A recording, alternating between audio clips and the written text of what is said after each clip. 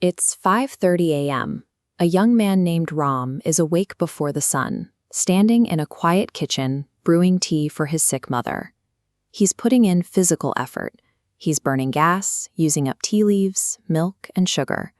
Real, tangible energy is being spent. Yet, if you ask an economist to measure the value of this morning routine, they will completely ignore it. As far as the national output is concerned, this action doesn't exist. But at 9 a.m., Ram is standing at the counter of his busy shop, pouring another cup of tea and handing it to a customer on their way to work. The customer hands over a few coins. At this moment, the exact same physical motion, brewing and pouring tea, is registered on the books as an economic activity. This creates a curious distinction. We have two identical physical tasks side by side. The labor is the same, the materials are the same, but economists classify one as a component of the economy and dismiss the other.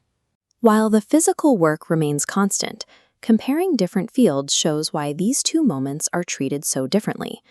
On the left, a doctor examines a patient in a private clinic. He collects a fee for his diagnosis, which provides his livelihood.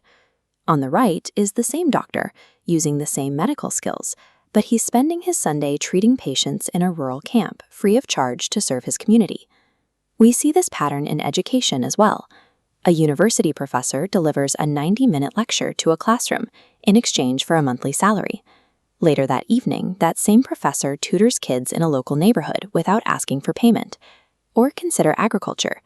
A commercial farmer harvests vast fields of wheat, loads the crop onto trucks, and sells it at market to generate a profit.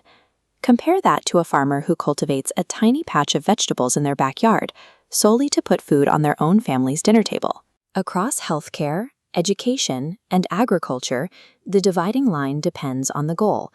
The presence of financial gain dictates an economic activity, while a sense of duty or personal satisfaction defines a non-economic one. Once you look for the objective behind an action, you can categorize almost any human behavior. Let's test this on a few everyday scenarios. Sweeping the floors at a local temple or donating blood at a drive. Both require effort, but the motivation is service. They drop into the non-economic bucket.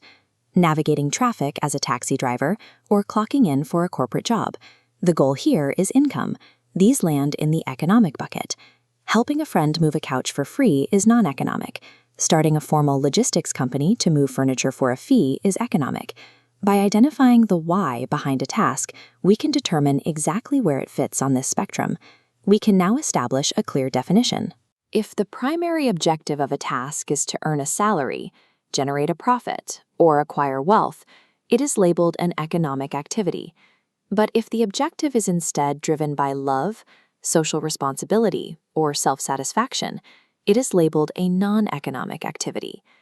These non-economic tasks, from raising children to community service, represent a massive volume of human effort that occurs entirely outside the financial system, guided by personal values rather than market prices. This framework maps which parts of our lives are governed by the pursuit of income and which are reserved for social and personal goals. The next time you find yourself busy with a task, take a second to ask yourself, why am I doing this? The answer clarifies how we use our time, highlighting that much of our most significant work is never meant to earn a paycheck.